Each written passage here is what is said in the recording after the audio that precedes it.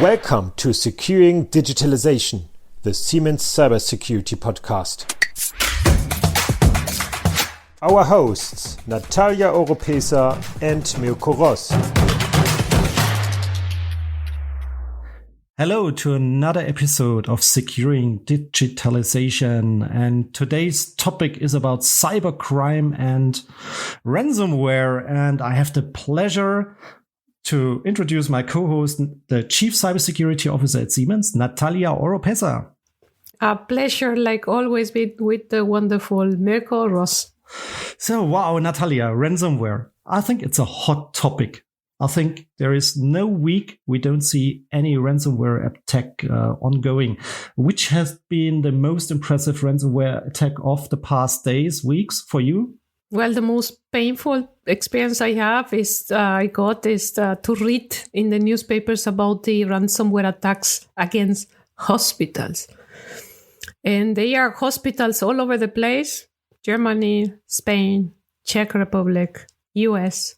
So all over the place, the attackers are using the current situation of hospitals being distracted in taking care of the cases of COVID, and then attacking them with ransomware and asking them for money, well knowing that they will have big pressure in paying the ransom, because only in that way they can keep operations going. So I think that's painful, Mirko. Yeah, and you said one key word, which is like there must be a big pain in case of ransomware. And to me, the most impressive was the last day we have seen in Finland that a healthcare provider is under ransomware attack, and he's providing data and services for mental health treatment.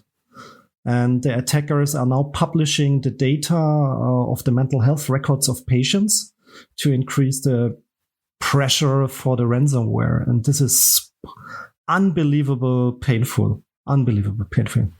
It has to be clear we are dealing with criminals, right? I mean, that's the way it is. We are dealing with criminals, and they are looking for money. Yeah, this is the case. It's all about money. I mean, this is a big multi-billion industry we are now seeing, and it has risen with COVID as well, because I think the companies have increased their attack vector, and now it's maybe more successful for the ransomware gangs to get into the systems. I agree with that. It's painful. So we've talked about healthcare industry. Okay, now let's turn a little bit to the classical industry as well. And we've seen as well a lot of ransomware attacks on classical industries. I had a talk with Steffen Stang from Siemens Digital Industries, and he's responsible for products there. And I have asked him just simple about ransomware attacks and what is his view on how you need to take action and how you can win the battle against ransomware from his perspective. Phishing attacks, unpatched systems, and weak passwords are, by our experience, indeed the most common entry points for a successful ransom attack. And the following 3 points are be addressed from our point of view: employee training to avoid phishing attacks, hardened and patched systems at the internet edge, at least, use of strong authentication methods, and especially avoid weak passwords. And you know what, Mirko? I can say from my experience, and I think as Chief Cybersecurity Officer, I have seen a lot of cases, ransomware cases as well, that in every case, those attacks could have been prevented. And they could have been prevented just by following the basic security measures like complex credentials, complex passwords, and updated software, meaning execution the needed patches on the different clients and servers. So that's the most painful of everything. I haven't seen one single one where the attacker had used a complex vulnerability to do this kind of attacks. Yeah. So, and to me, it's something like, I mean, they're cyber criminals. So, and as a criminal, you don't want to spend too much energy on ransom someone. You need easy victims. So what I can say as well for industrial companies I know who had been under ransomware attack, it was always rather obvious security vulnerabilities they were using.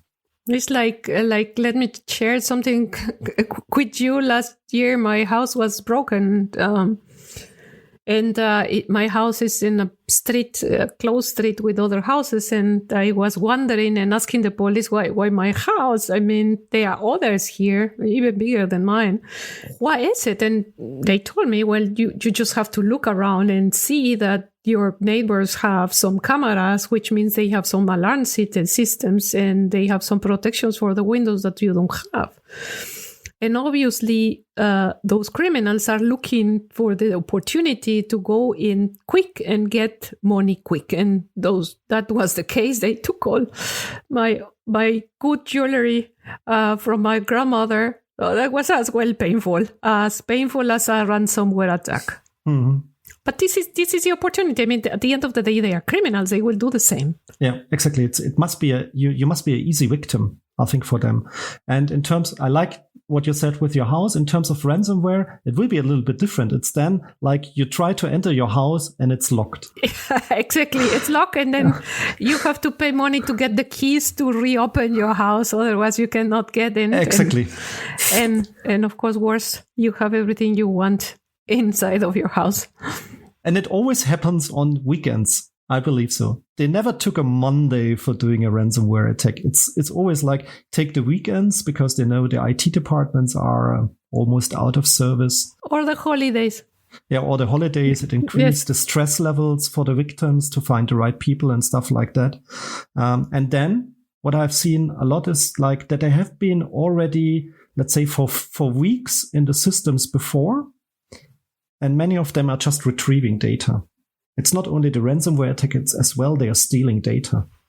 Yeah, that's true. And again, on the measures that we can do to prevent it, let me tell you something that is also important. I mean, in case that we face a ransomware, it is also important that the industry have a way to recover as soon as possible. So this word of disaster recovery is not a topic of the 80s. It's still very important. So every industry, and this is not only due to cyber attacks, it's due to everything, but you have to know exactly, and you have to have a good disaster recovery plan and know how can you recover it as fast as possible. Yeah, and like, if ransom means your data will be encrypted, you can't use your own data anymore. If you have a good backup strategy where the backups are in certain compartments, which is not so easy for the attackers to break in the compartments and to steal the backups or to encrypt the backups, I think then you have a proper recovery strategy.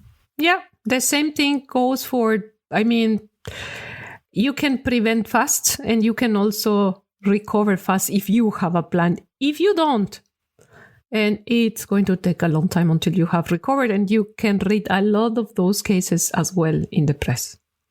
Yeah, and I had as well a talk with Steffen Stang about it. We were talking about, as we see that the attackers, I mean, they don't need to keep the rules. They can play unfair and stuff like that. But what are the possibilities for companies to prevent or to recover? And he is just giving us his view on this topic of counteractions. I think companies need to define their strategies in terms of prevention, limitation, detection, and implement them in an outstanding way by use of state-of-the-art tools and continuous training for their employees and monitoring. The IEC 62443 standard provides a well set of principles to achieve this goal. And also Siemens DI itself is protected by a holistic security concept based on this IEC 62443, which includes protection of IT infrastructure, continuous security process improvements, incident handling, and awareness training. And you know what, Mirko, I like his answer very much because he's talking in his first point about having a strategy.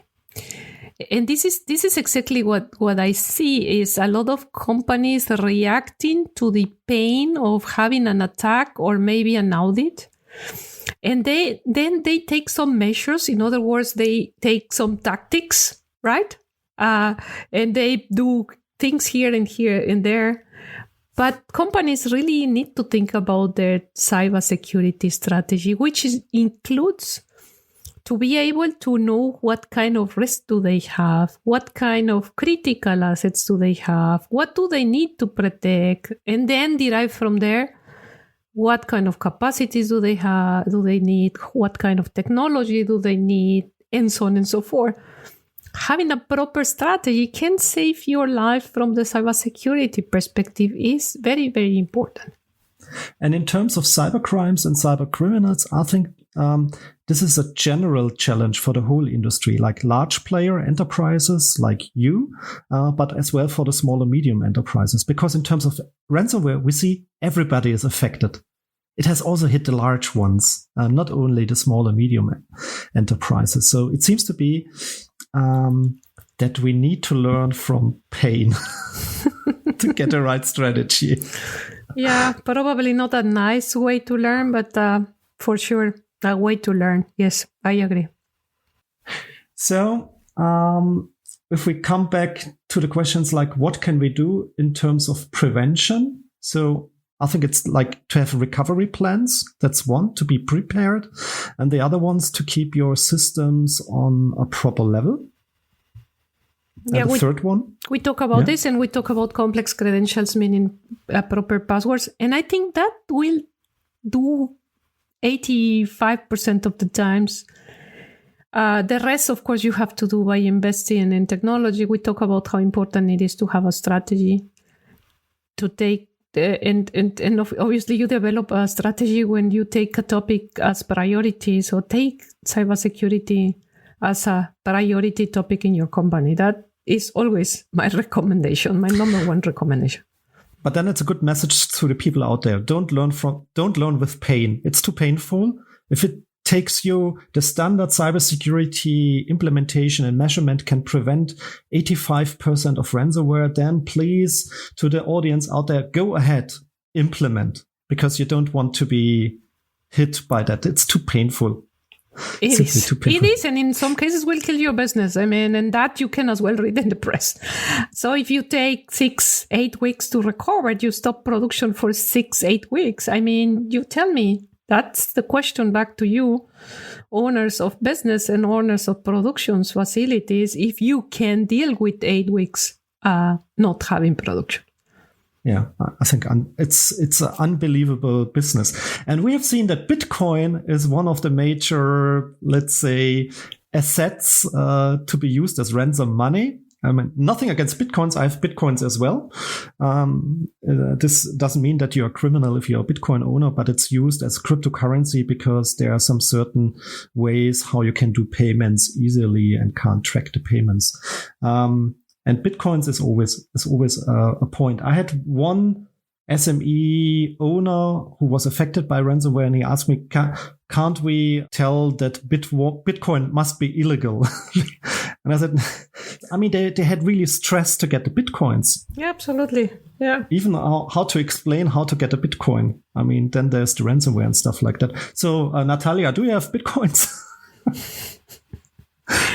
I don't, Mirko, but maybe I should. Cool. Natalia, thank you very much. And to everybody who likes the podcast, give us a rate and a comment. Thank you, Mirko. Securing Digitalization, the Siemens Cybersecurity Podcast.